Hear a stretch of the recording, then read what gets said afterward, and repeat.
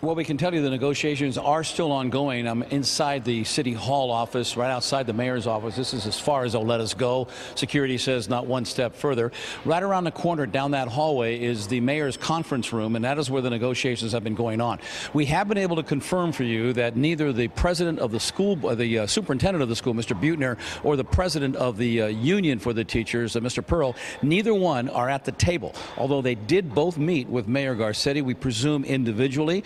The mayor canceled an afternoon appointment today celebrating or commemorating the 25th anniversary of the Northridge quake. He was supposed to be there. He was not. His office will not answer questions whether he has been deeply involved in negotiations, but we do know that he has been poking his head in there once in a while. He did meet them. So they are talking, and the strike goes on, and their bitter feelings continue.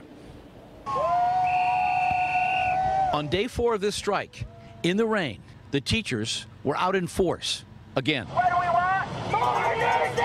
As the rain drenched them, they were well aware that inside a conference room right outside the mayor's office downtown at City Hall, the two sides were talking. Are they hopeful? Our activity outside the bargaining room is what moves the bargaining forward. If we lag, then bargaining drags, okay? If we are out there with energy and growing, then it is going to move at the bargaining table. That's why union leaders have called for a massive showing at a protest rally scheduled for downtown sometime tomorrow morning. Last night, in a pouring rainstorm, about 150 marched on the home of school board president Monica Garcia, pounded on her door for 10 minutes, and were told by police to leave. She never answered the door if she was home. The union has made it very clear they do not trust the school board president or Superintendent Austin Buettner.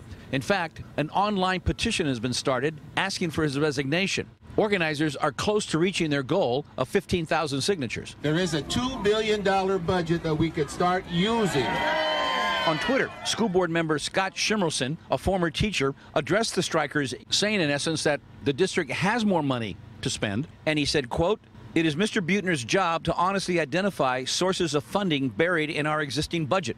And in a letter sent to Buettner, Juan Flecha, who is the head of the administrators union, suggested the idea of closing some schools because of, quote, "dire and unsafe working conditions." Attendance at all schools has fallen dramatically. Yesterday, barely a third of the students in the district showed up for class. There's been no comment at all from the district today. They're not going to have any comment about the negotiations, I am told. They usually put out the figures of how many students were in classes by 3 o'clock. They have not yet released that.